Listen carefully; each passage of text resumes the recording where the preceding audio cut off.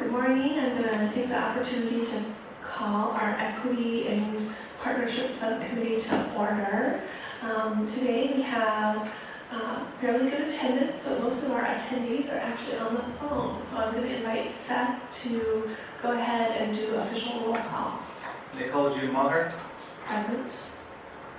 Ramon Ramirez. Julia Brim Edwards. Matthew Birmingham. Samuel Henry. Present. Harriet Adair.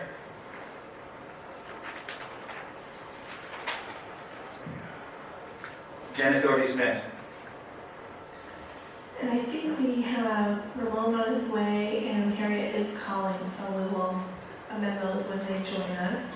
And I do want to note that we are actually changing the time of our meeting, and to accommodate some of our committee members. Julia Brim Edwards and Matthew Birmingham had some ongoing conflicts with this time, and so we are working to meet with members to ensure that we have time that's respectful to their schedules.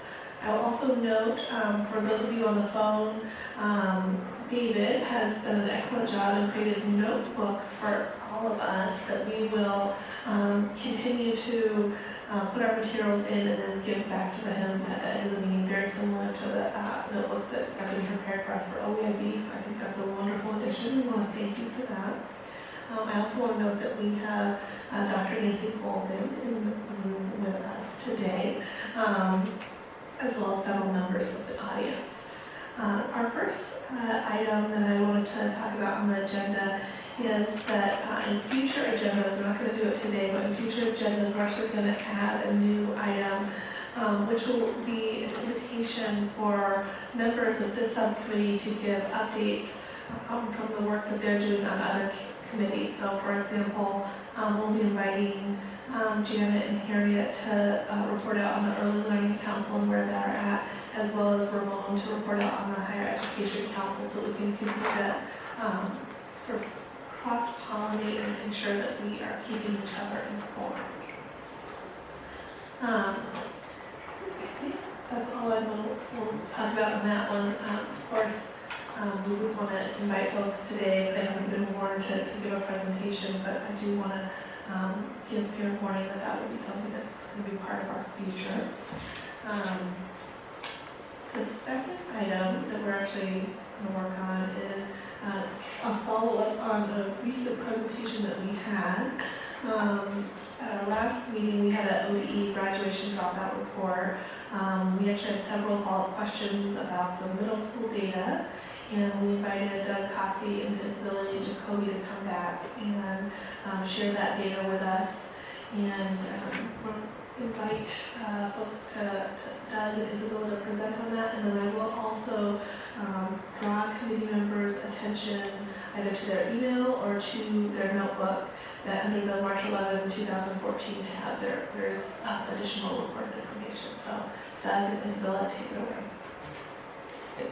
This is David Martinez, the OEIB staff person to the subcommittee, and I just wanted to preface by explaining that Doug and Isabella provided this information as a response to questions that came up, and they're available on the phone to answer any questions regarding this this information. So if not necessarily a full-on presentation, but maybe just to answer any specific questions that the subcommittee might have regarding the information they have in front of them. Doug and Isabella, is that correct? You got it, David.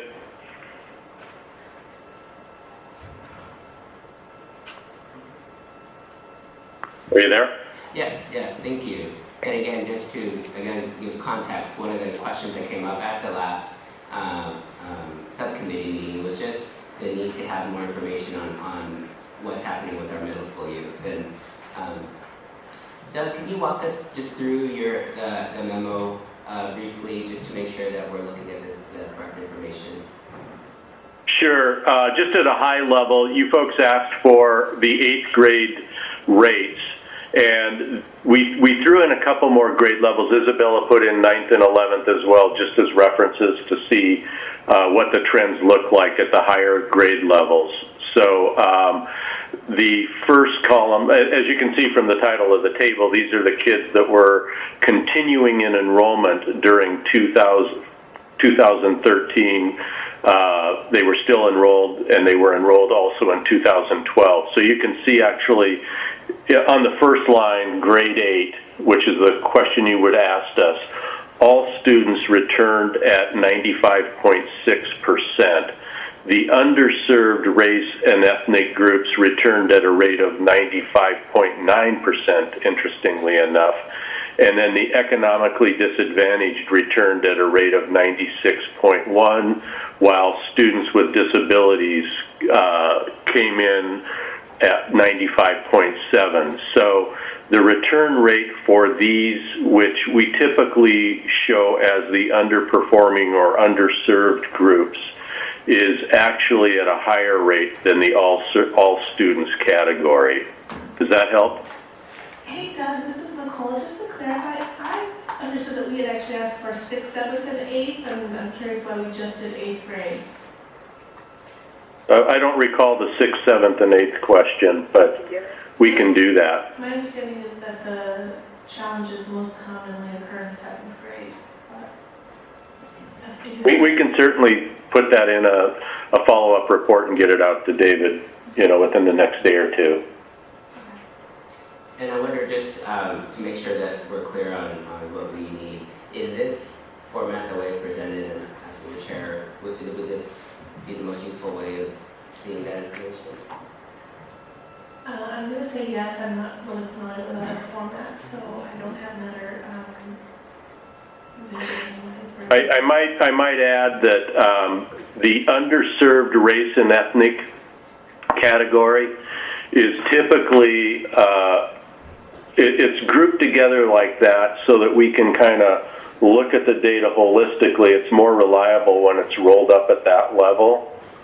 But that's typically all students with the exception of multiracial, white, and Asian. And is it possible to disaggregate? It's possible, yes, and we can certainly do that. It just gives you a lot more data to look at. I think we would really appreciate the data being disaggregated as well. Okay, so I've heard 2 requests so far. Break it down by 6th, 7th, and 8th, and further disaggregate the race and underserved category. Yes, please. Okay.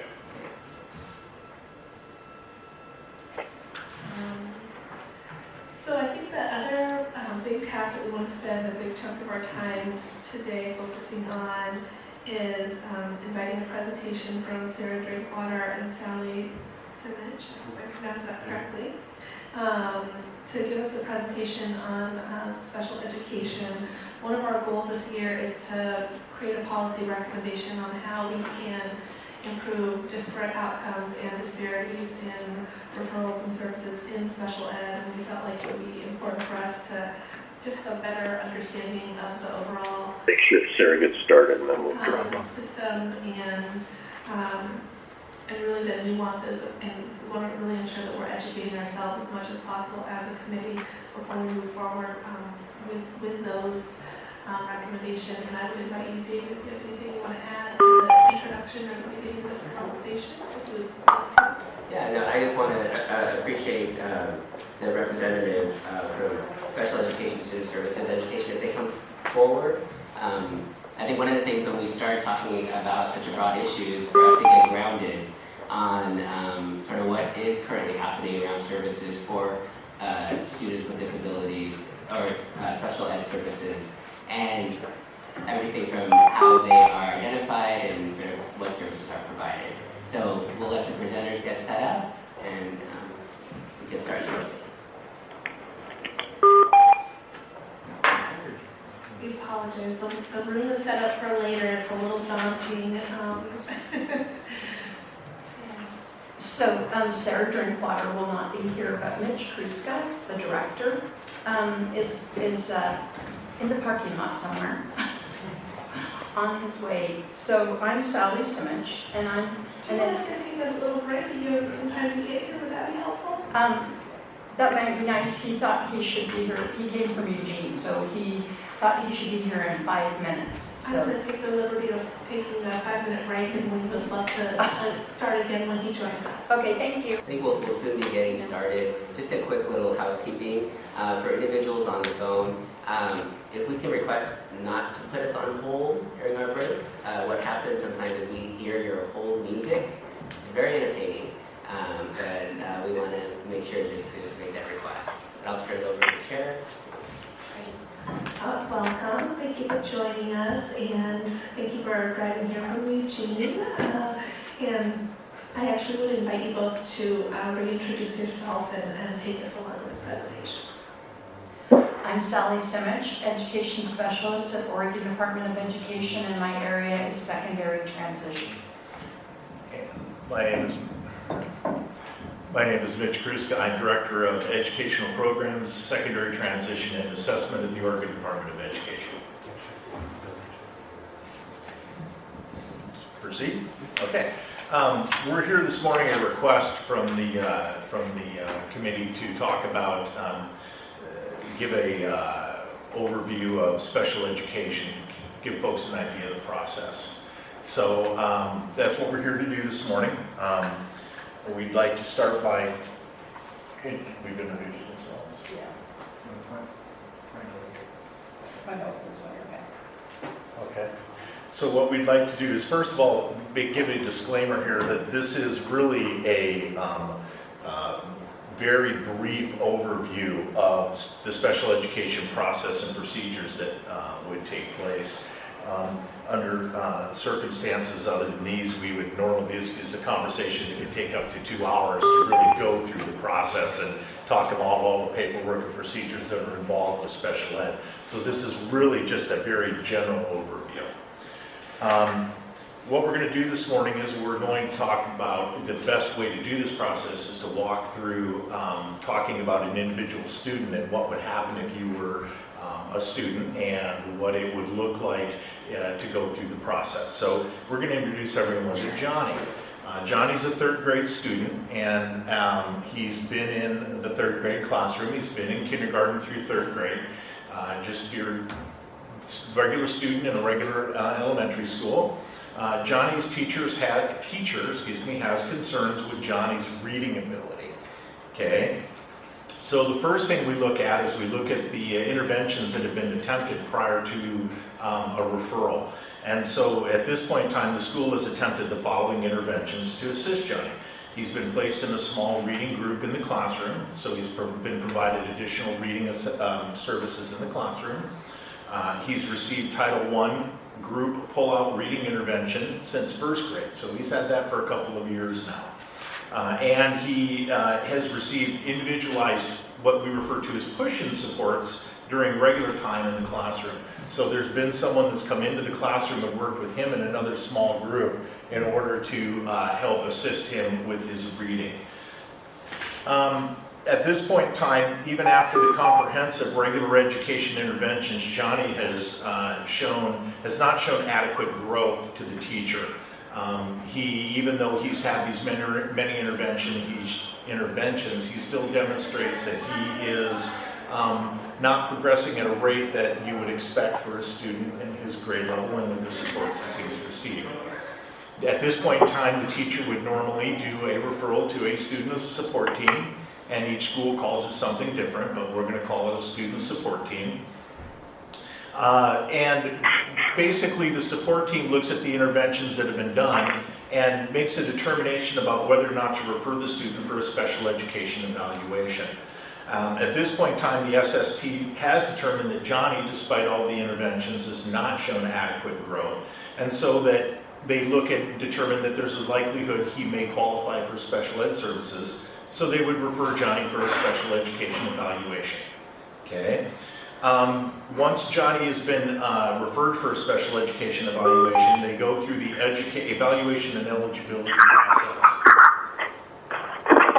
Once Johnny is referred SPED, the SPED teacher contacts parents and sets up a evaluation planning meeting. In this meeting, the team looks at the different areas of possible eligibility, looks at what the concerns are, and then establishes an evaluation procedure.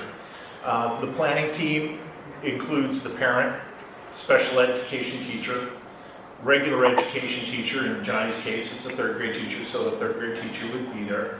And then any specialists, including a psychologist, could potentially be a speech language therapist there, an occupational therapist, whatever the concerns are, you have those people established on the team. The team discusses the concerns and determines the eligibility categories then. And there are several categories. In this case, we're looking at the possibility of a learning disability. So the team identifies that eligibility area and then identifies the assessments that will be used to gather the data, the information needed to determine eligibility. So in this case, you may do an IQ test, so you would have a psychologist do an intellectual assessment. You may do an academic assessment to look at where the student is currently academically. You would certainly want to consider any medical or vision issues that may be a concern. It really varies depending on each child what the concerns are. Once the evaluation has been determined and the team has decided, and it is a team decision, and the team has decided that they want to proceed with the evaluation, you must obtain written permission from the parent to proceed with the evaluation. Once that occurs, the district has 60 school days, not calendar days, but 60 school days to complete the evaluation. And then the evaluation proceeds. Once it's completed, that team reconvenes to review the evaluation results and determine eligibility. So each eligibility category has very specific criteria that need to be met, and the team walks through those criteria, answers the questions that are involved, and makes a determination at the end of eligibility. Once eligibility is determined, and if the student does qualify, then written permission is required from the parent in order to proceed to provide special education services at that point in time. But it does require special education, it does require written permission to proceed. Once you've developed your evaluation, you've looked at the evaluation criteria, you've determined eligibility, you then begin to develop your individual education plan. Everyone knows as an IEP. Okay, after the team has determined that Johnny is eligible for SPED services, the SPED case manager now has 30 calendar days to complete the IEP and have presented to the IEP team. Again, the IEP team includes the parent, the SPED teacher, a regular ed teacher, and anyone who will be providing services on the IEP. So again, it could be a speech language therapist, it could be an occupational therapist, it could be a physical therapist. Okay.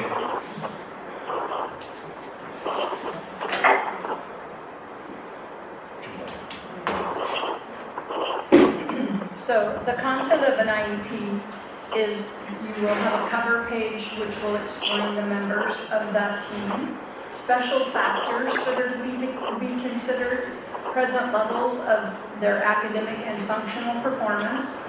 There would be any state or district assessments that had taken place. The students would have measurable annual goals. There would be a service summary, the amount of time that the student would have for service for those different areas. A non-participation justification statement saying why that student or the amount of time that that student would be away from non-disabled peers. An ESY determination, which is extended school year, and that would be determined by the team based on whether a student loses skills over a long period of time and whether they're not able to recoup those skills. And then a placement determination, deciding what would be the best placement for that student within the school system. So if we go back to the cover page, it has just demographic information, including eligibility category.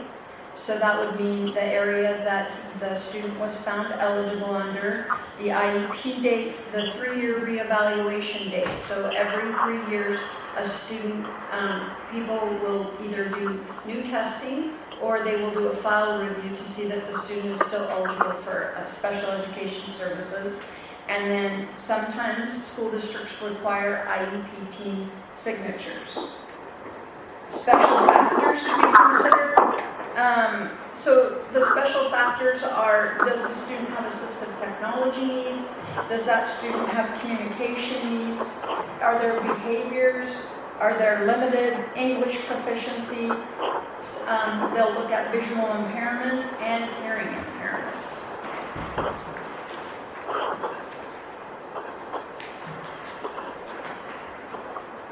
Your present level of academic and functional performance, this describes the student. So these bulleted points that you'll see on the IEP, the student's strengths. We'll start at the areas that that student would know, would have the areas of strength for them. Parental concerns. We always ask the parents, do you have concerns? Are there things that you have found that are working for your student? Are there areas that you want us to consider looking at more closely?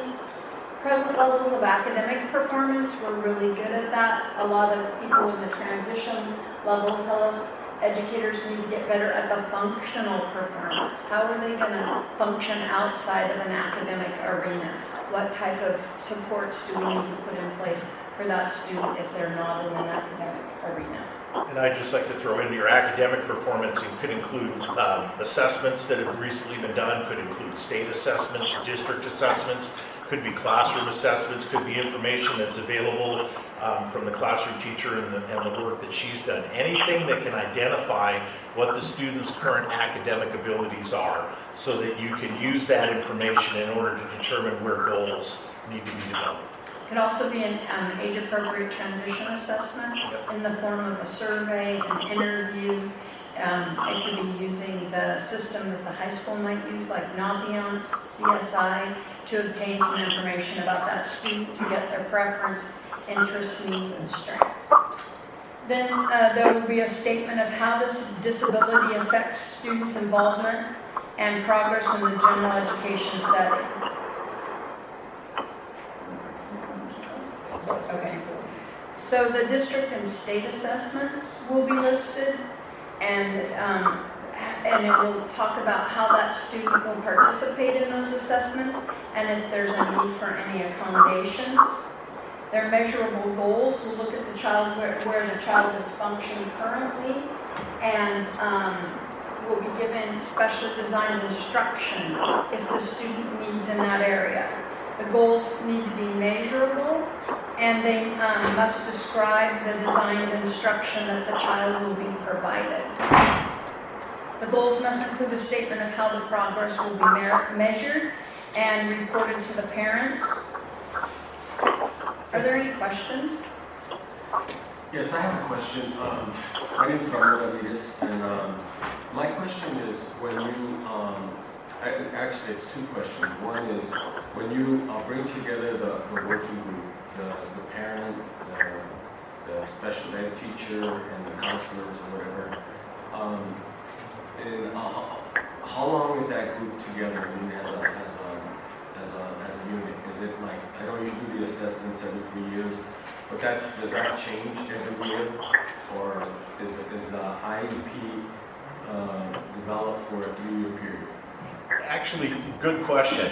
The IEP, when you do an evaluation and you determine eligibility, by federal law, eligibility must be reestablished every 3 years. The team that you're talking about, the IEP team, is basically, if everything goes well, the IEP team meets every year to review the IEP. The IEP is reviewed annually on the annual date. At that time, you would have your same group. Could be the same special ed teacher, could be a different classroom teacher because the students move forward 1 year. But again, as far as service providers, it could be the same speech language person, it could be the same other specialist, could be the same counselor. So the team that gets together, there is some minor changes year to year depending on what people are there to make up the team. But that team, once established, is the student's IEP team as long as that student's in that school. And regardless which school you go to, the IEP team will always look the same. It will always be a parent, it will always be the special ed teacher, it will always be people knowledgeable, the regular classroom teacher and others knowledgeable about the student. So there's always that team. As far as the IEP team meeting, if there's a concern sometime during the year, parent feels that the IEP needs to be looked at again, a parent can call an IEP meeting, the school can call an IEP meeting anytime that they want to and reconvene that team in order to look at whatever concerns are happening. Yeah, that answers my question. My second question is actually related to the last one. About Sorry, there's someone on the phone that we can actually hear a conversation. Must have all your paperwork turned in before you are issued. Will not be allowed to practice without a vote card. If we could just First day of track will be check to see who's on the phone. If someone's on the phone, could they please? There will be an 8th grade celebration parent meeting on Wednesday, March 12th, 2014. Sounds like And we Who's reading it? announcements. That sounds like school announcements. Tuesday, March 12th. Okay. And again, And actually, your last comment relates to my second question. okay. That is,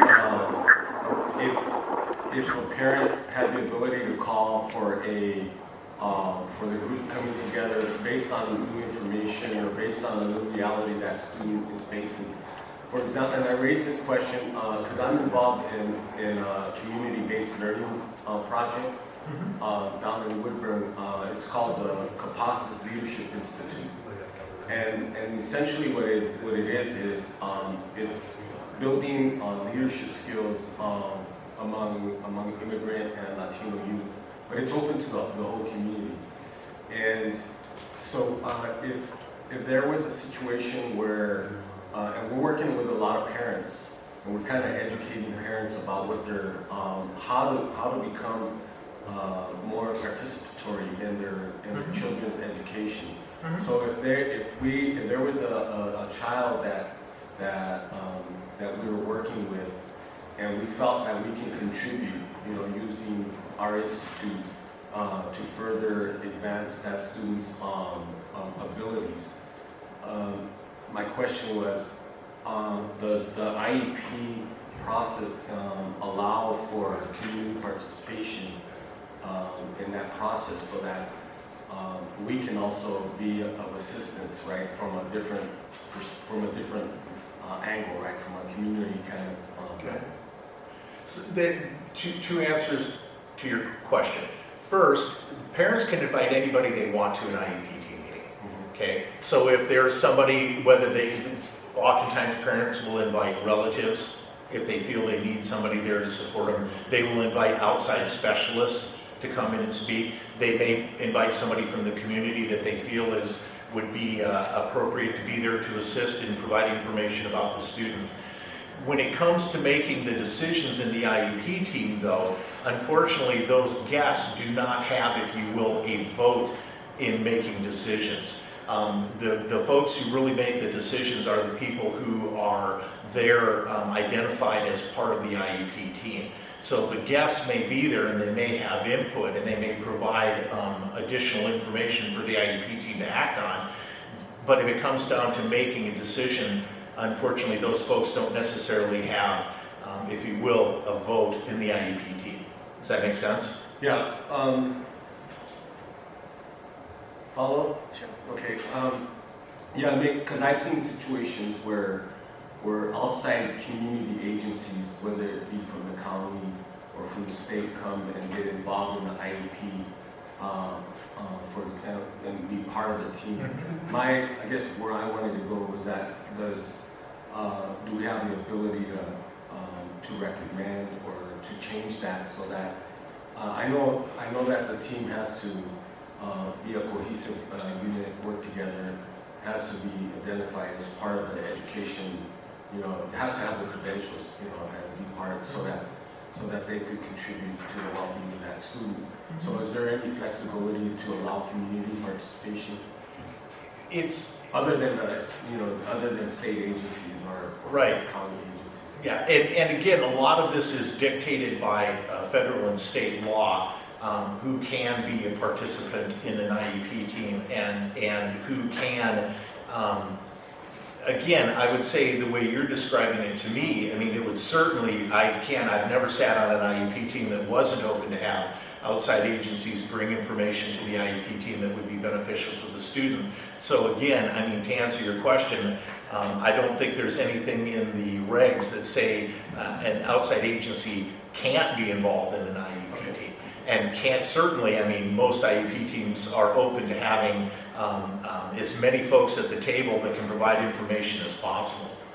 Nancy, you want to? Yeah, I've been a director of special ed in the past, so this is an area of great passion. And what I found when I was director of special ed in 4J is there were organizations, community organizations, one called Direction Service. We also had a group of parents who they can come as an advocate. So if the parent is saying, I want you to be an advocate, they've even spoken for the parent a lot of times. If the parent's feeling not comfortable in their role, they support the parent, they give them information. Now they can't sign a paper, but there's been many times they say, I'm asking Nicole, we've met to speak, and of course the team's gonna look to the parents and say, does that represent what you want? But I think there is an advocacy piece. Would you agree with that, Mitch? Yes, well, and again, like Nancy, having been a special ed director for many, many years, I would never advise or would allow an IEP team to prevent someone from coming in to be a representative to assist the parent. Many, many times I've been in IEP meetings with parents who bring, again, a relative or a friend who might have a student who's their child may be on an IEP and they're familiar with the system. The system can be extremely daunting. It can be difficult to understand, it can be difficult to get a grasp on, and you can imagine we're giving such a general overview. It doesn't give you the nuance, the paperwork, the amount of information that's necessary. So I am not familiar with very many places that are not open to allowing outside agencies, whether it be an agency or just like Nancy said, just be an advocate, somebody to come in to support the parent.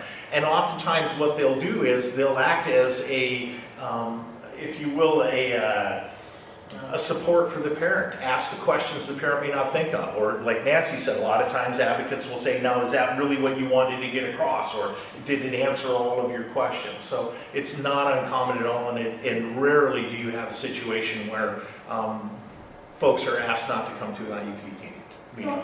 So I would just add to the conversation a little bit as well.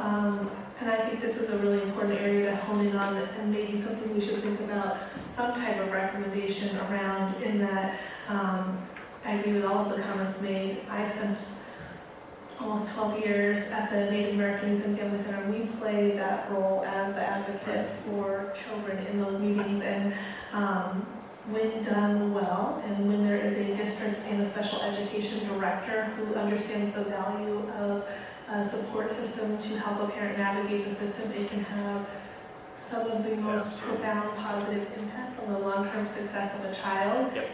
And we were partners with over 20 different school districts, and about half the time it was done very well, and about half the time it felt like schools were very resistant and in many ways intentionally thwarted efforts to allow the advocate to be there, and oftentimes with very negative consequences for the young person. And so I think there are many federal and state laws that we're certainly not going to change, but I think we could make some recommendations around education and awareness around the importance and the opportunity with having an advocate in the room. So I don't know what that language looks like, but maybe you can help us with that.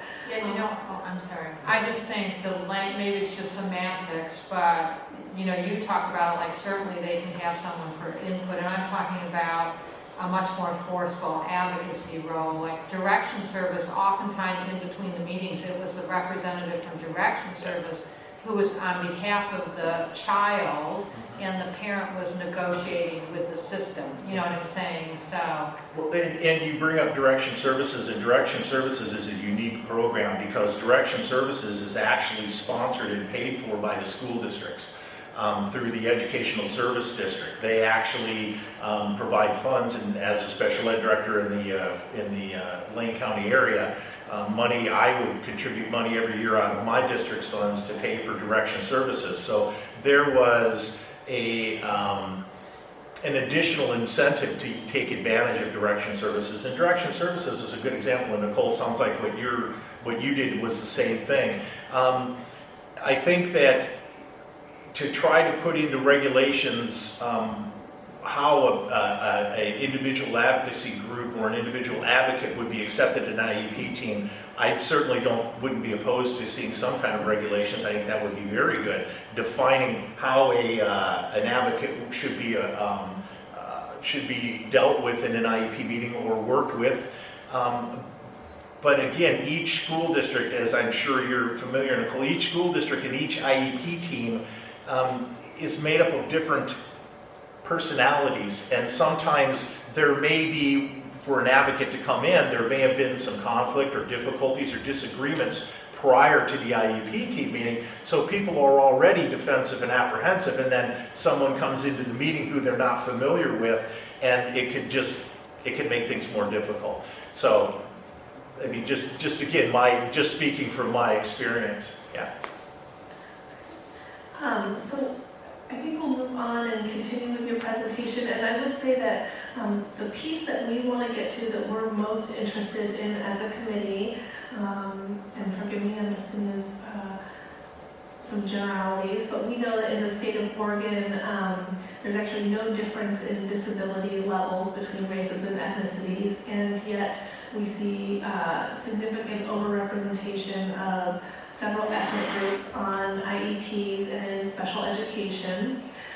Native American, Latino, African American, and some of our immigrant populations. We actually see underrepresentation of Asian students, which is actually a disservice to that population as well.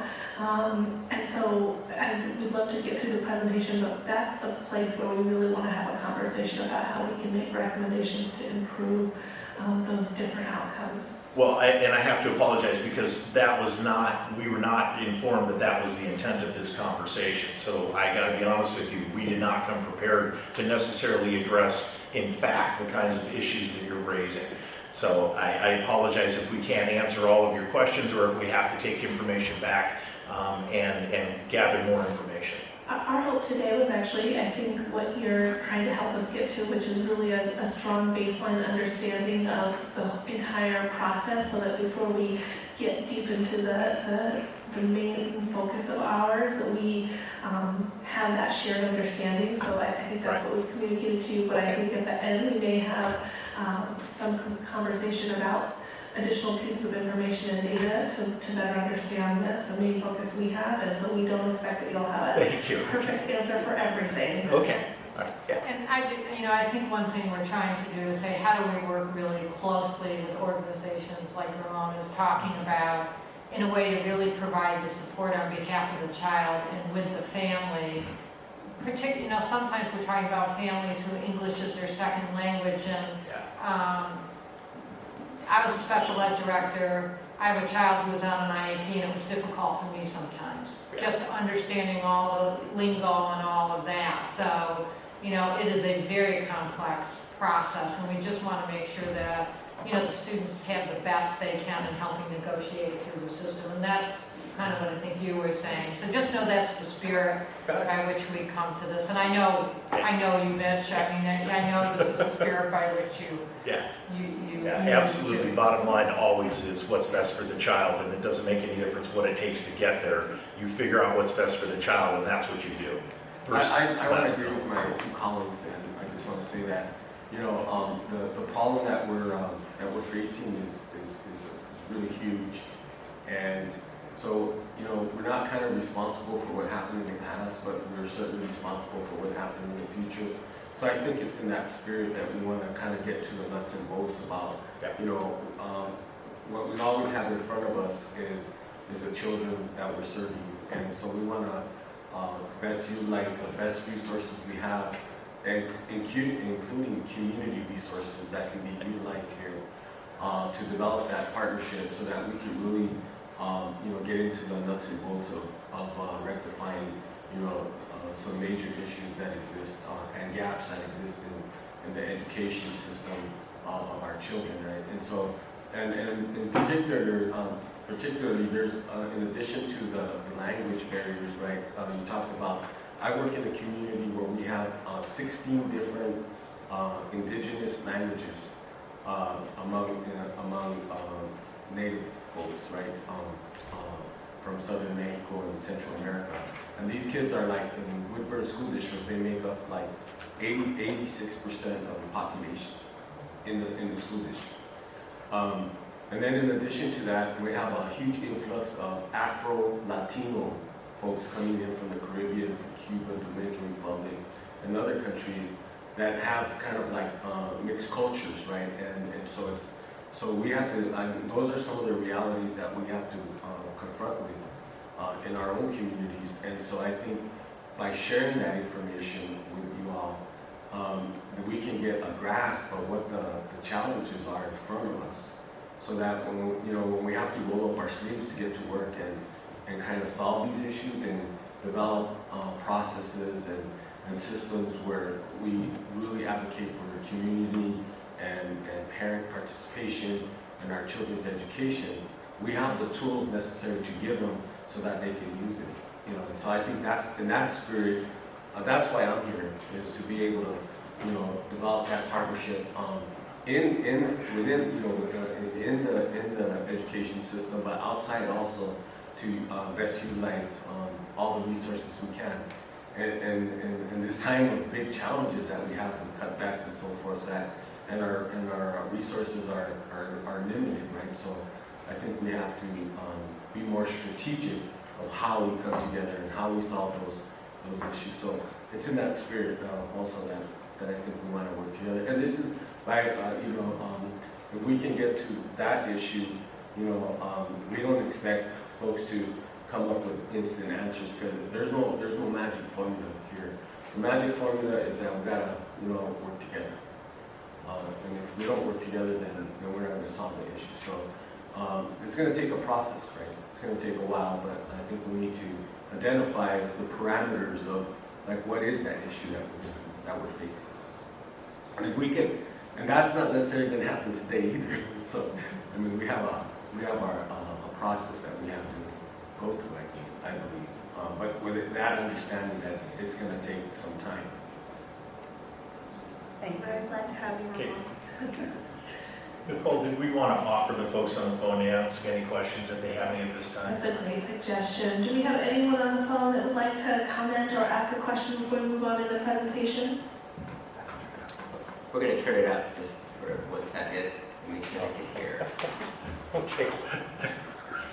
They can hear, they just can't talk. If chords were an indication of technology success. Okay. Okay. Dr. Henry, did you have any comments or questions? No. Okay, that sounds like Harriet. Hi, Harriet. Okay, we'll move on with the presentation. Okay. The next key piece to the IEP that really is along with the present levels of academic and functional performance, is really the service summary page. This is the heart of the IEP. This is the page that identifies what services the student will receive, where the student will receive the services, how much of the services the student will receive. So for example, he's going to receive reading, and he's going to receive reading 200 minutes a week. Now that 200 minutes a week could occur in the regular classroom. That 200 minutes a week could occur in the special ed classroom doing pull-out, or that 200 minutes a week could include time that's spent in the Title I classroom. But that is time that specifically identifies when the student will receive specially designed instruction through special education. One thing that you always want to remember with an IEP when you're looking at the service summary page and the time is that's a minimum. You always identify the minimum that the student will receive, and if you're saying weekly, then you can figure that out for the entire year of the IEP and determine how many minutes per year that would be. Okay, so and understand that's a minimum. Oftentimes the student will get a lot more than that, but in the IEP, the federal regs require that we identify the minimum. It would be a description of the actual instruction. So it could be reading services, it could be writing services, it could be behavioral support, depending on what the student's going to receive. There's also a description of supplementary aids and services, and this is where accommodations come in. And accommodations are, and we'll talk a little bit more about accommodations, but accommodations are the supports that are given to students in a classroom or in a setting that will allow the student to adequately be engaged without the disability interfering. And like I said, we'll talk more about those as we get to the end, because I know that was a specific issue that was asked of us. And then finally, there is a description of additional supports that the school personnel might receive. So you may have an autism specialist that comes in that works with the classroom teacher. You may have a behavior specialist that comes in and works with the classroom teacher to provide advice and to provide support to the classroom teacher. Finally, there is a written description required by federal law that explains why the child will be removed from regular education program, or why the student will not participate in the regular education program 100% of the day, and that is the justification. And you have to justify in a written statement why the student will not participate in the full day that they normally would with their non-disabled peers. And oftentimes that could be due to Johnny's disability. He requires additional specially designed instruction. Therefore, for 20% of his day, he will be receiving that specially designed instruction in a special education classroom. Could be something as simple as that. So the placement determination is the next page you find, and on this page it includes the IEP team decision regarding whether they'll receive specially designed instruction, their identified goals and services. It also has a continuum of services, so it could say that the student would be in general ed with some push-in service. It might say that the student is going to be pulled out because that best meets their needs. So there's a statement that says what is best for that student. Then the page is signed by the IEP participants in agreement that this placement that they've discussed and the possible effects on that student and what's best for that student, and they're all in agreement. And on the placement page, the other thing to point out on the placement page, this is where the IEP team discusses what are the benefits of the services or the placement that's being discussed, and what are the hindrances. So the team really looks at what are the ways, the positive and negative impacts of the placement decision, so that it's not just, gee, the school thinks this is where the student belongs, therefore we're going to place them there. It really is an IEP, the whole team going through the process of deciding where would this student best be served and what services would be available. And that's why the placement page is the one page that when the IEP team signs, it is signing that it agrees with the decision made on the placement page. Especially at the high school level, students that don't want to be pulled out of classes, that want to figure out a time for their services. That's really important that at the high school level that even the student is involved in the decision-making process as well as the IEP team. Now again, we went through that really quickly. We didn't discuss the mountains of paperwork that's required, the prior written notices, the notices of IEP meetings. I mean, there are many, many other documents that other than the IEP, that go along with this, which goes back to Ramon's comment that and Nancy's comment, this can be very confusing, it can be very daunting, and so we've just given a very brief overview. So before we move on, are there any other questions from anybody regarding what we've discussed so far as the IEP process? Okay.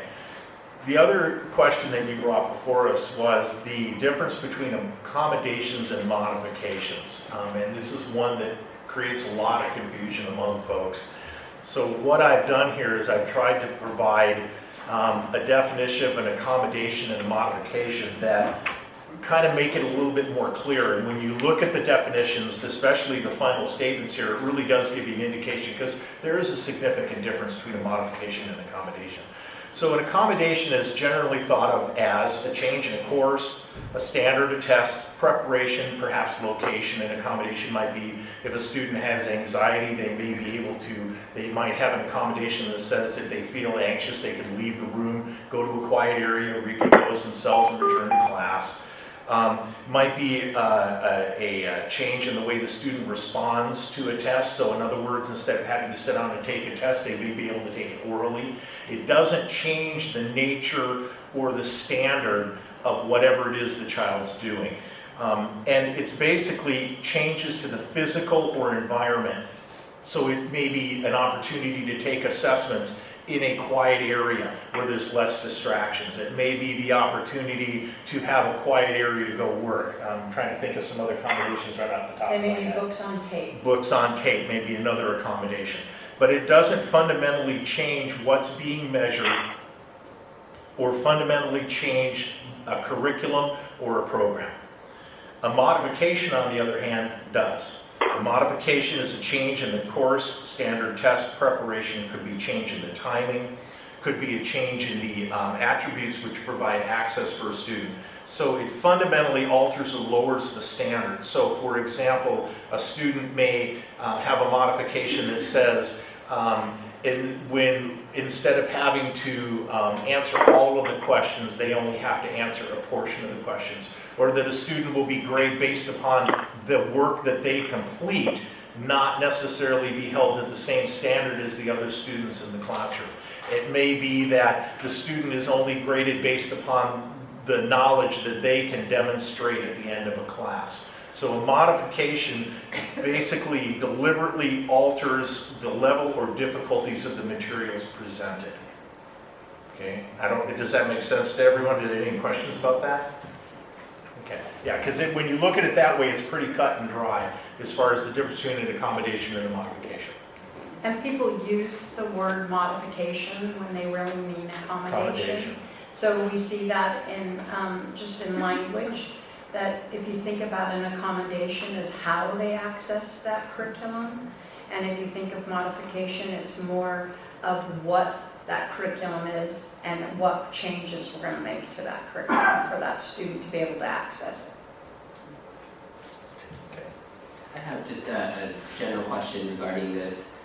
Is there different levels of documentation or eligibility required for either service or other? Really, there's not.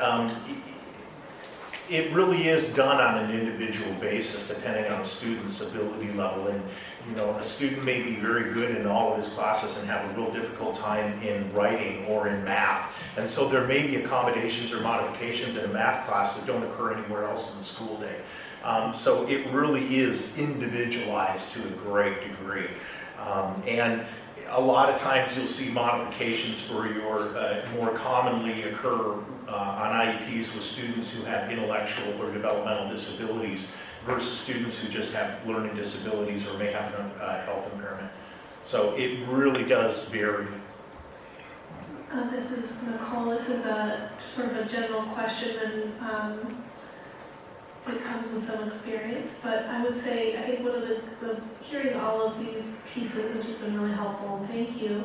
But it seems like the success of a child and the success of an IEP's ability to meet their needs is incredibly dependent on a parent's ability to be available, present, and have fairly extensive system navigation skills. Is that a fair, I have witnessed this a bit. So I think it's important I think it would be important for a parent to certainly understand the services and be able to understand the processes that get them there. But I think that for IEP to truly be successful, really it relies on identifying the services within the educational setting that student needs, and then making sure that those educational services are provided to a student while at the same time monitoring progress to make sure that the student is actually benefiting from it. Now, I would agree that certainly has to do with the parent, because the parent is the number one advocate of any kid. And so making sure that the parent understands the progress the student's making, understands the measures that are being used. But certainly, I would say that a lot of it also has to do with the services that the students receiving through the IEP on a daily basis in the educational setting, and making sure that those services are adequate, appropriate, and are being presented with fidelity, so that the student, you can truly measure the growth that the students made. And then my sort of second question is seeing how often IEPs are actually not followed or implemented, and what is your sense of the percentage of that taking place? To be honest with you, I couldn't even begin to pull a number out of the air. I would have to tell you that from the standpoint of ODE and the Oregon Department of Education and the monitoring that we do, I would tell you that based on the monitoring we do through our systems performance review and improvement assessments, it's not as high a number as you might think. I would say probably in the 20% range or less in the entire state. We monitor fairly closely, and for the most part, you're dealing with professionals who understand what they're doing and who write IEPs that are measurable, that are identify and demonstrate services that can be provided to the student. But to be honest with you, I couldn't give you a hard, fast number. I really couldn't. Okay, one last question. When an IEP is not followed, or when there is a grievance or a complaint, is there a centralized place that those complaints and concerns are collected at the state level, or is that handled from the district level? No, there is a procedure that is required to be followed, and it does start local. If you have a concern, if a parent has a concern about the IEP being followed, the first step would be to call the IEP team together and voice those concerns. If the concerns aren't addressed there, then certainly it would be appropriate for the parent to address it with the district administration, whether it be the special ed director or the superintendent.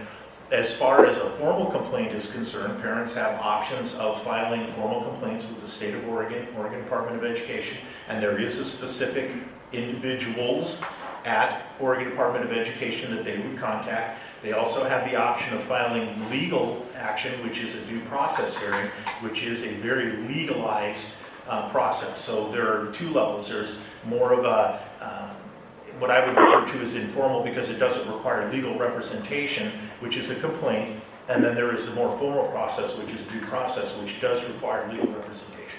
And is there any requirement for districts to share that process and those steps, or to share those on their website, or anything around required transparency? Actually, every IEP meeting, every parent meeting, every time the IEP gets sent home, the parents receive a copy of parental rights. And in the parental rights book, there's an entire section on what their rights are. And there are, in one section of the parental rights booklet, there are names, phone numbers, and addresses of different agencies and advocacy groups within the state where parents can receive support. And those are sent home in the parent's native language, or whatever the language the parent uses to read or write. And if there's difficulties with that, then services are provided, made available to the parent to help them be able to decipher that information. So that information is provided to the parents, yes. Thank you. Other questions from the phone? Yeah. Or, Nancy, you have a comment? Yeah, thank you. That presentation was really clear, the IEP process. What I want to just kind of talk together with you about is, I know when I was director of special ed, we did the best we could individually by students, but until we shifted the system to response to intervention, which was led from the State Department, and I know at that point the ODA gave some resources to Tiger Tualatin, who was very out in front around that, and other districts could be trained on that. As a result of that systems change, we reduced special ed referrals substantially. I wouldn't want to give the number without having it in front of me. So I wonder what efforts are being done around overrepresentation, because it's a systems thing, and we count on ODE for doing system stuff. So do you ever talk about disproportionality? Do you have data on it? Have you been thinking about what as a system you're going to do to really work on over-identification of students of colors, the IEPs? You're not bothering me, I'm just on a conference call. Yes, and I can tell you that now, let me be clear, I've only been at ODE for 10 weeks. So I'm relatively new to ODE, but I can tell you in the 10 weeks that I've been there, I have had multiple conversations about disproportionality. I've had multiple conversations about finding effective ways to, whether it be restorative justice or whether it be positive behavioral interventions and getting more districts up and geared up to speed and doing response to intervention. And the unique thing about response to intervention, the RTI model, is that it's a general ed model.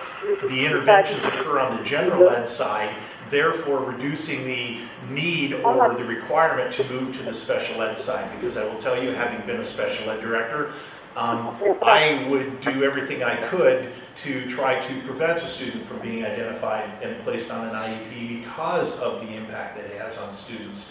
So it is better if we can solve the students' problems on the general ed side using general ed supports. And so I was using response to intervention as an example of the system-wide. For my When we're conference, talking I about gave it to over-identification of students of color, there's other like culturally proficient practices, understanding No, I'm listening to a culturally conference specific call. cultures. So, you know, it's, I just meant like another systems Yes. change, but I think Yeah. it would need, you know, some other sorts of systems Yeah. intervention. I don't know that it's been created yet or not, but It I has think, not. I think that would be our hope, to do something like that together. Yeah. So- But again, I can tell you at the Oregon Department of Education right now, the conversation is exactly what you're referring to, Nancy. There is a lot of conversation around getting our, if you will, getting our heads around the data first, and then drilling down from there to identify what are the sources of that and what are the solutions to overcome the data that's basically telling us we're not going in the right direction. But I would agree with you, and I would agree with what Ramon said too. This is not something that we're going to be able to fix overnight. It's going to require a tremendous amount of conversation. It's going to require a tremendous amount of looking at and addressing and regional issues as well, because it's not, a lot of it can't necessarily be solved at the state level, because as Ramon mentioned, there are different districts within the state whose makeup is dramatically different. For example, Woodburn versus Mulhauer over in Eastern Oregon could have a dramatically different student makeup. And so it's going to require some really getting down to the point where the local school districts and administration are looking at what's happening in their area and really taking the time to analyze the data themselves and say, what are we doing in our local area and what can we do differently? Thank you. Yeah, Nancy, I had a question and a comment. This is an area that I think we should hone in on. And I think one way we can do that is by flagging it and saying this is an area that this group wants to work on, specifically about maybe pulling together a working group to address, to start just listing down, doing kind of like an inventory of the issues that we feel we need to address, right? In terms of how do we change the system to accommodate and also to lower the percentage of folks of color on IEPs. And so I think you start off by trying to identify, well, what's the issue, what's the problem? And I would be interested moving forward, right, in terms of how do we fix this problem? How do we start the wheels turning for us to really roll up our sleeves and get into the bottom of how do we work together and creating some new systems that are equitable, that are fair, and that are just for our children. So I think I'd like to see coming out of this meeting sort of ideas of how we can pull together a working group to specifically address that issue. One of the things I would like to recommend to the committee, and you've addressed several, you've hit on it several times, and that is the data that we gather. It might be beneficial to have members of the Oregon Department of Education come and present to you, do a presentation on the systems performance review and improvement. It's referred to as SPR&I system. And that's the system that the Oregon Department of Education uses for monitoring school districts exactly around the information that you're talking about. That's where we gather our data on disproportionality in eligibility, disproportionality in special education, disproportionality in discipline. All of that data comes from our monitoring program, and it might be beneficial for you folks to have an understanding as much as the IEP in how ODE gathers our data and what data we get to look at and what data we have available to us. That certainly would provide you guys with some tremendous information. And could you bring us the data at the same time so we not only would learn You about the system, absolutely, but we you look at could, the yes. data? And in fact, with that data, you could do a presentation, and you could, because a great deal of the data is public information, could be brought up on your screen, and you'd actually have an opportunity to look at it statewide, district-wide, region-wide. I mean, it could be disseminated in a lot of different ways. We just finished our systems performance review within the department, so that means every school district sent their data in, and they've analyzed it themselves, looking at maybe where disproportionality takes place and the systems that might be in place that need to be changed or looked at. So they're also analyzing their data as well as at the department level. That's an excellent recommendation, and I don't mean to close this part, but we're a little bit over, and so I just wanted to share a couple of things. So first of all, thank you so much. Our hope was to really get a baseline understanding of the IEP process so that we're making good, well-informed recommendations as we move forward. At our next meeting, David and I will meet and think about how we can kind of maybe invite the presentation that you just described so that we can really hone our focus on racial overrepresentation and different levels of services so that we can hopefully be effective as a policy group bringing forward a recommendation about how to improve that. And then just to circle back to you, Ramon, we actually have 3 targeted areas of work for this year. One is an explicit focus on bringing forward recommendations around overrepresentation of students of color and disability. Our other targeted area is a focused policy recommendation on out-of-school youth. And then our third policy area, which we have not begun yet, is bringing forward some recommendations about how we can have better partnerships with parents and community organizations. So we've decided to really narrow our impact and our policy work to those 3 areas.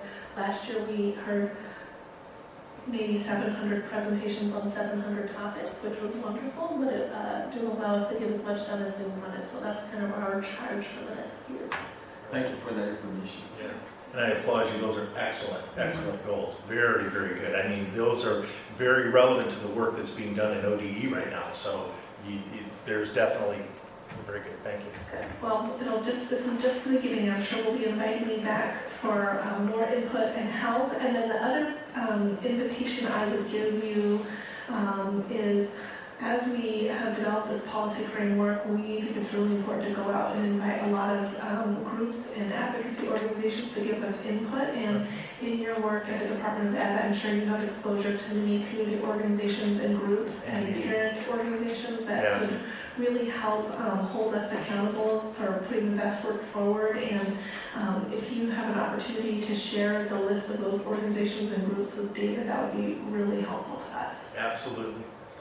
Welcome to ODE.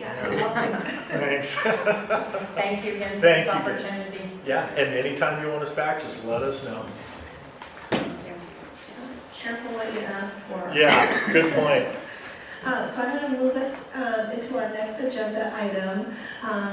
We want to spend a good 40 minutes really focusing on our draft out-of-school youth policy. At this point, this policy has a couple of major assumptions. So one, we recognize on this committee that the most important work that we can do is preventing students from dropping out or being pushed out. But we also recognize that that is the work of all of OEIB. And so within this policy recommendation, we are really focusing our work with the acknowledgement that until we have perfected education in early childhood, we will continue to have some folks who are pushed out of school, and we need strong and positive options for them if we are able to truly reach 40-40-20. Similarly to our experience with the equity policy, that policy actually ended up being a little longer, and then as we sought input from groups, we were able to kind of help it to become more concise. So we are in the beginning phases of this policy.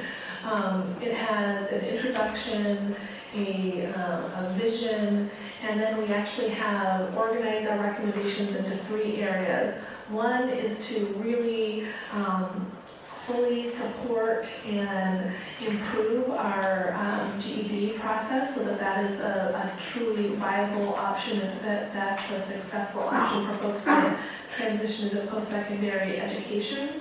The second area is to create stronger linkages and supports for young people who are engaged in other parts of the systems, be that Oregon Youth Authority, foster care, teen parents, etc. And then the third is really to look at and lift up successful alternative models, and there are many different variations of what that could look like. And so what you have today is, I believe we have 2 options, and maybe I'll ask Dave to introduce us to the options that we have. We actually previously looked at an initial draft, and most of the recommendations, the committee members will never claim we got all the recommendations, but David did a very good job of looking at the input that was given and sort of taking this policy to the next level. The area that we have the most work done is certainly under our GED area, where we have worked very closely with our Secretary of State, Kate Brown, who had many excellent GED recommendations from their audit, as well as the City Club, who did an intensive research process to bring forward some best practices in conjunction with the newly implemented GED standards in 2014. So we're taking the best of their work and thinking about how to implement that. And then the 2 other areas are still pretty sparse. We are waiting for some input from both the Youth Commission and the Department of Education in those pieces. So David, if you have anything you'd like to add to help us think through this, and actually if you want to facilitate us on how we can have the most helpful conversation to give input to you on how to take this to the next level, that'd be wonderful. So I guess to start with, this was initially presented to the subcommittee in January, and it was a framework draft that just sort of captured a lot of the different ideas and tried to present sort of context and also start the conversation around not just sort of what we plan to do in terms of purpose and scope, but also some of the core beliefs that we have to frame our discussions, and then ultimately, as Nicole explained, the policy and investment recommendations. So at the initial January meeting, there was an introduction to this document, and some of the input that was presented at the January meeting are the additions that I provided based on the January meeting. It was important as part of the context and part of the introduction to really hone in on the value and the fundamental need to look at out-of-school youth as a way of achieving the 40-40-20. So really pulling that out and really wanting to really have that be a core part of this work.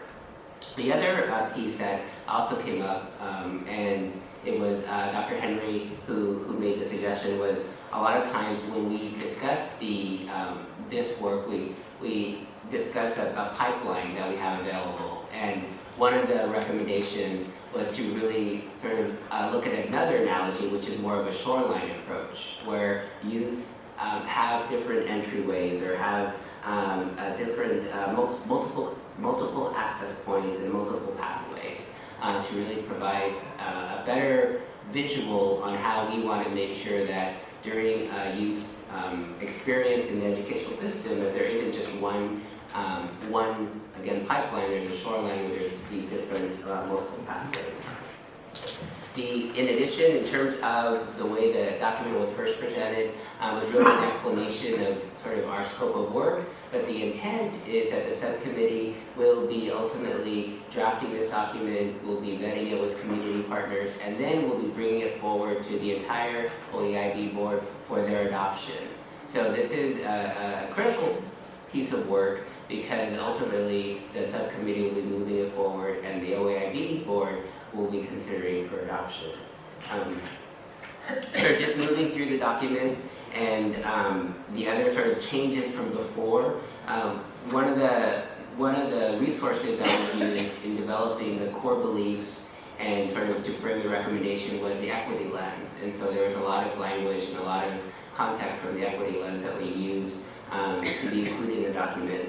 In addition to that, there was a strong recommendation from the subcommittee to also highlight the need to have a strong commitment on youth in other systems. So really calling out the need to support and to consider the needs of foster care youth in the Oregon Youth Authority, and other systems.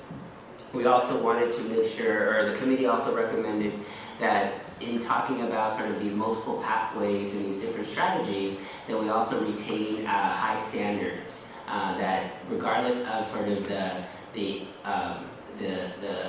sort of path that the youth might take, it's important to have high standards and expectations, and then that these different paths or these different strategies also be provided in an equitable and a just manner.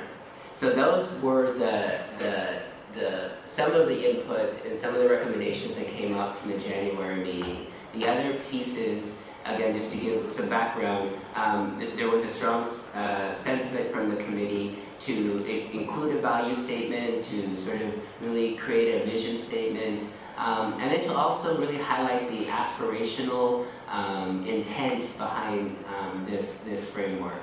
That we definitely, again, believe wholeheartedly that out-of-school youth are an important part of our system, and to get to the 40-40-20, that it's imperative that we look at this population. So that's just sort of a very broad stroke on sort of where we are now. And this document includes sort of what I've shared based on the subcommittee's responses. Nicole and I had a chance to meet yesterday, and we had some additional points that were brought up in terms of just really wanting to clarify, again, sort of the intent of this framework. So I'll stop there and see if people have any comments or ideas at this point. The one piece I would just add is for those of you who were present at our last committee meeting, we spent a significant amount of time vetting and looking at the GED recommendations, and we agreed at that point to take the recommendations that are listed here and move them forward. We did adjust some of the language because the way that some of the language was framed in the GED report was sort of the governor needs to do this and the governor needs to do this, and that would feel a little awkward in our policy language. So we amended it a little bit. We're not sure if the language is quite there yet, but we did, as a committee, adopt many of these concepts around the GED piece, although we think there may be some additional recommendations that probably could be included under this section, and certainly we want to, once we complete the other two sections, really write it in a way that flows and is consistent policy language. I don't think our best use of time today is probably in wordsmithing. I think our best use of time is in concept and in spirit and in expressing our values, and I have great confidence in David's ability to work out the details once we get there. So I actually will start by inviting any of our participants on the phone if they'd like to share any reactions and thoughts about the work thus far.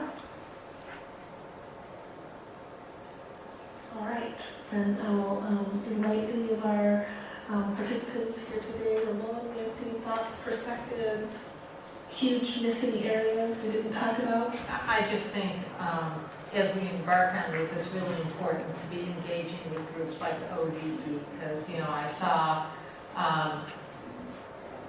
from the last presentation that they're also thinking about these things. I'm not sure, the value of two different groups working on this, each brings a perspective and stuff, but, I think particularly with the special ed issue, there's resources in OEIB that if we work effectively with them, it can really help us.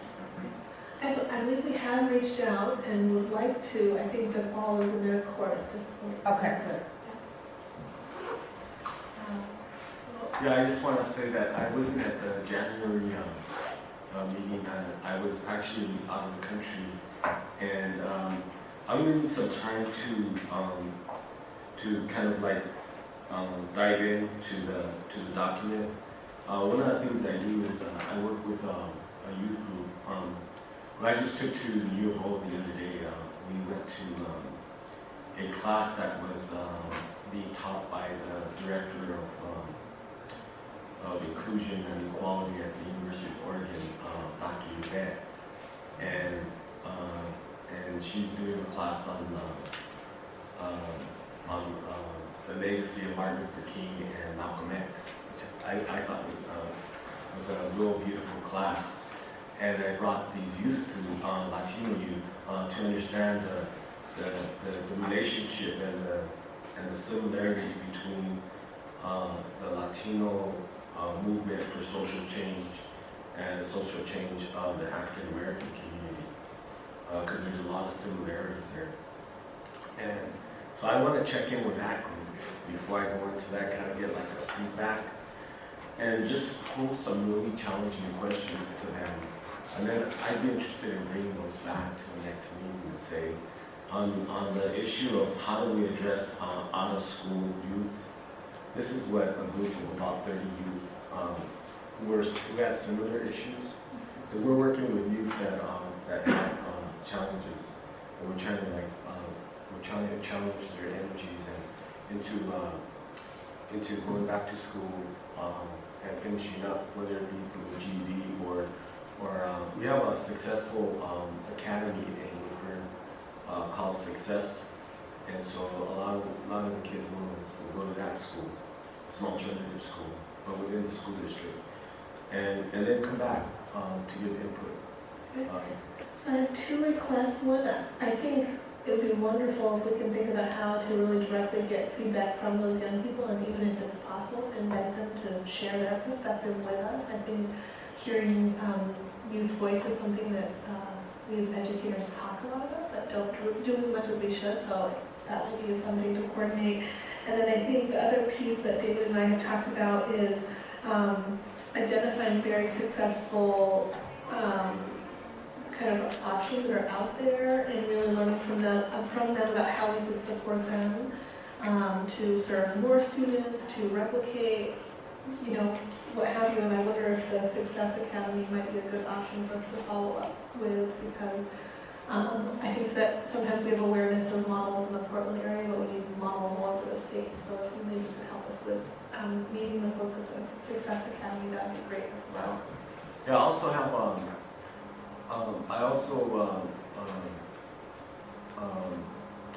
work with the Umatilla tribe on some other issues, and I found like their charter school to be really alternative and really out there in terms of providing education or like stimulating the interest of Native American youth to go back to school in that area. So That's a great. that might be something really interesting too to Yeah, get their perspective. Mikiawe is an amazing model, and interestingly enough, they are now experiencing a large number of non-Native American students who want to go there, and who are finding great success as well. So that's one of their unanticipated positive outcomes. Yeah, I just seen that the University of Louisville, I believe, and the tribe have this relationship, so a lot of the kids are going to University of Louisville, right? And so it's interesting, really interesting. Well, maybe what we should do for the remainder of our time is really think about next steps, because what we can do, David, is maybe send an email and really ask for people to take the time to read this and think about it and sit with it and send that feedback back directly to you. And maybe you could send them our most updated option with a few more of our value statements so that they can kind of react to the most recent piece. We do need to move forward with getting some perspective from the Youth Commission on the improving and aligning with other systems. And we do need to move forward with, I think, inviting some perspective from some of our very successful alternative schools and charter schools who are having a deep impact. But I think for us, we want to bring back a fully developed kind of best option to our April meeting. And I think we also want to begin our process of getting feedback from community organizations as well. And so I think what we will need is really some good input from committee members in the next week and a half so that we can really pull this work together and really start to introduce it to the full OEIB and the governor so that we will have the best opportunity to adopt it in probably May. We still have two other really important policy areas that we need to get to work on, and so I really want to kind of finish up with this work, and we still have a lot of work to be done. So those are some immediate next steps I can see. Nancy and Ramon and others, what are some other pieces of work that we need to do? Now, you're talking specifically about the GED recommendation now as the first one. Well, we have a good start on that, and the full committee at OEIB will hear a little bit about that. I think we have some language improvements they need to make, but that one's actually pretty far along. Our improving alignment with other systems is a skeleton, is a kind way to describe it. It's a very skinny skeleton, as is our supporting positive and successful options for you. So I think I have some ideas of pieces that folks have shared, but we need to, and actually focus area 3, prevention, we actually decided to take that out. We felt like that actually belongs to all of our system improvement for all of OEIB, and everything we're doing is trying to build a system that prevents it. And so we felt like we would remove that and focus on these 3 areas. But I think if you could help us with who the right folks are at the Department of Ed to connect with, or Right, sure. Yeah, happy to. I mean, I'll work with David on that, and we'll do that for sure. And I think we have some draft thoughts, but we really need kind of more support, I think, to really finish this.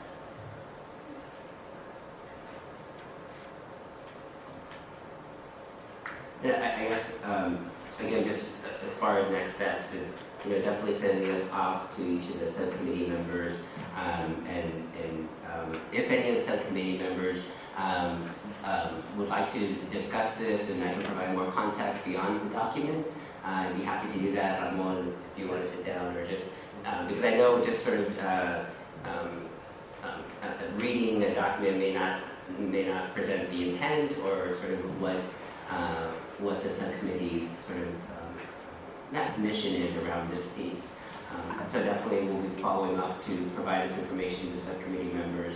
And then in terms of the issue areas, we do have, as Nicole mentioned, the City Club GED report that it was an extensive report that we're using as one of our sources. I know the Secretary of State also had a report with recommendations that took place, and so we are still compiling and getting multiple sources. I know that ODE has also been looking closely at sort of the GED and what's happening within our work in terms of our recommendations. So I'll be following up with them to see if there's anything missing. And so, look forward to sort of bringing a more a robust framework, and Nicole, you and I will meet to sort of really work on sort of the specific two focus areas. And the other thing I would just mention is when we did the equity policy, we did extensive research all over the country and looked at every equity policy we could get our hands on. I don't know that we have done that yet, or if that is an option we have on other policies for out-of-school youth. So that would be one suggestion. And then, like for example, with the system alignment, kids in foster care in Oregon have, the graduation rate is high 30s, I believe, was the last piece of data I saw. And so we have a lot of recommendations about how to improve foster care systems, but I don't know if we have a lot of recommendations about how to improve educational attainment for kids in foster care, or even the link with the Department of Ed. And so I feel like there's some research and some work with folks who may have deeper expertise on what's already being done, or where we can complement, or maybe there's a really fabulous strategy that they have that we can support, or maybe no one is thinking about it. And so I think a little bit of research work would be helpful on that. Loco, I have a question. So on the 3 areas of work that we have identified that we want to make as a priority, have we broken that down into like subcommittees of this committee, like maybe with a chairperson or somebody that's responsible for at least getting that information to the table? We have not done subcommittees of the subcommittee. We have done some working groups on occasion. So there may be a need for a little bit of a working group on this at some point, and I would look to David to direct us on that. I do feel a little hesitant to have a subcommittee of a subcommittee. Or if, what I'm starting to see, and I will meet with David to get an update on like where we're at, like a status report. And in addition to finding out where we're at with each of the areas in the focus.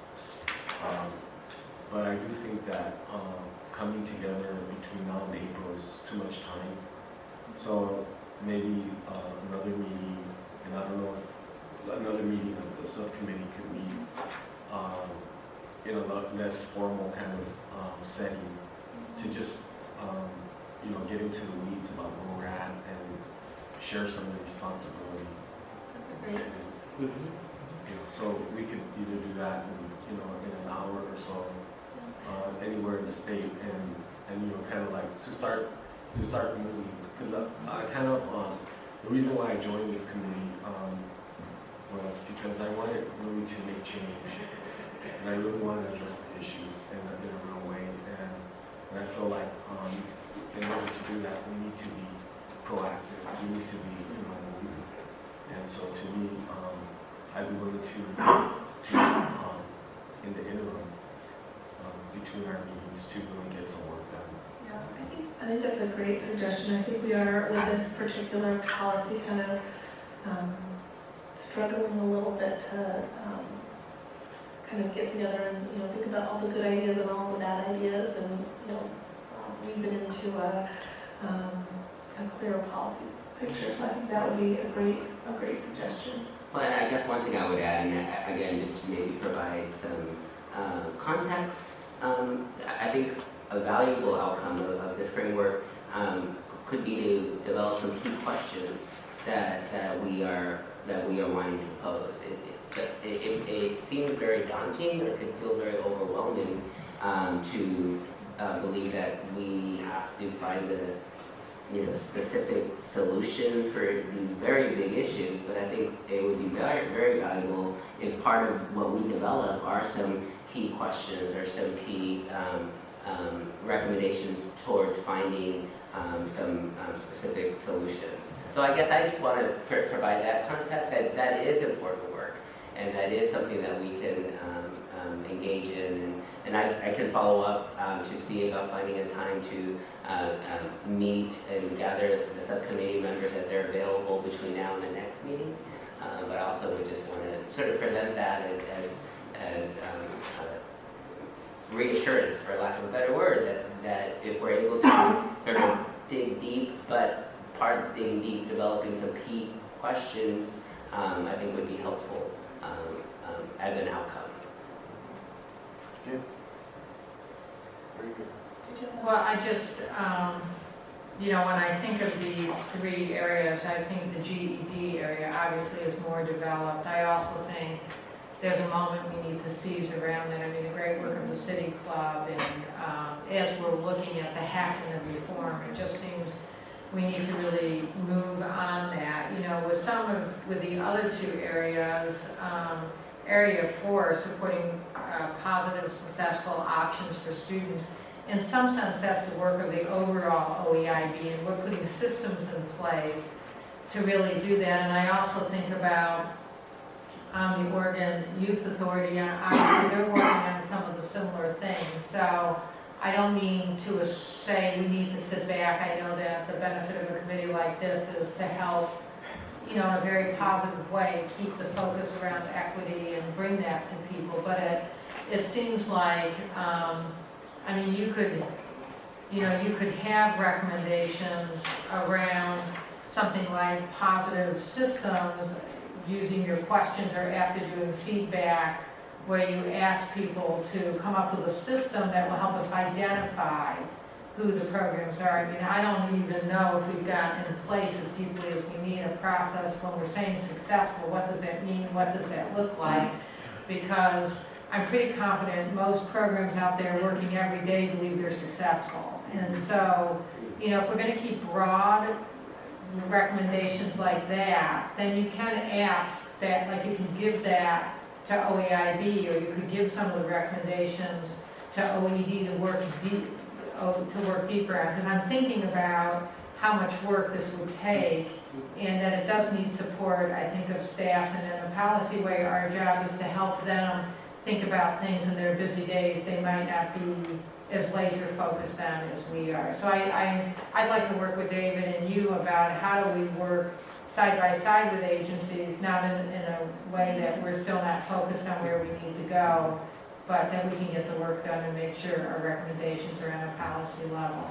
Yeah, and part of me wants to ask the question of, should we just have a laser-like focus on GED? But I also feel like there's so much more to the opportunity of resolving out-of-school youth challenges than just GED. And so, but I also feel like we're in a unique and challenging position where we don't have all of the expertise and resources to come up with robust suggestions for focus area 2 and 3. So I think.